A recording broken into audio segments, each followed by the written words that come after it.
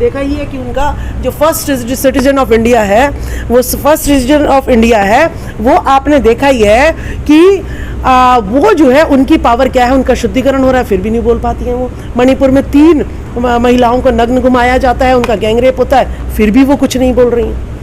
Ma'am, जिस तरह से एज ए कंसेप्ट है, आपने कहीं भी देखा होगा बेटी बचाओ बेटी पढ़ाओ, लेकिन बेटियों के साथ जो हैवानियत हो रहा है, खासतौर पर मणिपुर में हो या हाथरस हुआ हो, तो क्या आप कहेंगे सरकार जो एक डबल स्टैंडर्ड पॉलिसी कर रहा है, झूठ का एक नारा लगा रहा है बेटी बचाओ बेटी पढ़ाओ, क्या कहेंगे इस पर थोड़ा? देखिए, बेटी बचाओ बेटी पढ़ाओ जो है ना, बेटी बचाओ का उदाहरण मैंने देख रखा है फूलन देवी जी को, कि न सरकार ने बचाया, न शासन ने बचाया, न प्रशासन ने बचाया। उसने कहा मैं तो अपने आप को खुद ही बचाऊंगी, और उसने ये करके भी दिखाया फूलन देवी ने। ठीक है, तो आज मणिपुर की घटना के बाद आपने देखा होगा सभी राज्यों में फूलन देवी की जयंती मनाई जा रही है। तो बेटी बचाओ, क्यों? बेटी क्या अबला है जो बचाओ? बेटी पैदा करती है। फूलन देवी को डकैत कहा गया है। बेटी तो पैदा करती है, वो पुरुष को भी पैदा करती है और जो है औरत को भी पैदा करती है, तो वो जननी है। और जननी फिर जो है अपने ही बच्चों से कहे कि हाँ मुझे बचाओ, उसमें इतनी क्षमता है कि वो इतना पीड़ा, एक बच्चे को जन्म देना यानी मर के जिंदा होना। लेकिन क्या आप देख जिस तरह से सरकारें फेल्ड है, एज लाइक इंग्लिश में टोटली कहते हैं फेल्ड, तो क्या आपने कहा था भाषणों में कि फूलन देवी बनना पड़ेगा लड़कियों को? बिल्कुल फूलन देवी, देखिए फूलन देवी जी ने जब 22 अपने बलात्कारियों को एक लाइन में खड़ा होकर मारा, एक दहशत फैल गई थी पूरे उसमें भारत में कि भाई अब तो जो है हमें ऐसी इस तरीके की घटनाएं नहीं जो है होने देनी चाहिए। तो आपने देखा होगा फूलन देवी जी के इतने समय के बाद मणिपुर में 3 महिलाओं को नग्न घुमाया गया। कब? जब वो सांसद होके उनकी हत्या कर दी गई। हत्या से पहले तो नहीं कोई नग्न घुमाई गई, हत्या से पहले इतने बलात्कार भी नहीं हो रहे थे, लेकिन जब उनकी हत्या हो गई तब लोगों को कि हाँ भाई नहीं अब तो हम दोबारा से इनका SC/ST OBC माइनॉरिटी की महिलाओं का दोबारा से हम जो है इनको यूज कर सकते हैं, इनका दैहिक शोषण कर सकते हैं। और फिर से निर्भया कांड, मनीषा वाल्मीकि कांड, अंजलि कांड, दिल्ली कांड, तो इस तरीके के कांड रोज हो रहे हैं। ये तो पूरा घटनाक्रम हो रहा है, लेकिन आप ये थोड़ा बताएं कि जिस तरह से गुजरात में जो बिल्किस बानो के साथ जो हैवानियत हुआ, उसके मतलब गुनहगारों को सरकार छोड़ देती है। क्या आपको लगता है कि अगर उनको फांसी होता यानी सजा उसी तरह बरकरार रहता तो इस तरह के घटना नहीं होता, उस तरह की हिम्मत नहीं होता? जो बीजेपी के लोग थे कार्यकर्ता एक तरह से तिरंगा यात्रा निकालते फूल माला से, तो थोड़ा इस पर तबसरा करें। देखिए, बिल्किस बानो के जिस तरीके से बलात्कारियों को छोड़ा गया, उनका तिलक किया गया, तो इससे जो है बहुत मोटिवेशन जो है अपराधियों का बढ़ा है, और जिसकी वजह से मणिपुर की घटना हुई है, नू मेवात की घटना हुई है, और आए दिन जो है बलात्कार जो है बहन बेटियों के साथ, जैसे जौनपुर की घटना आपने देखी है।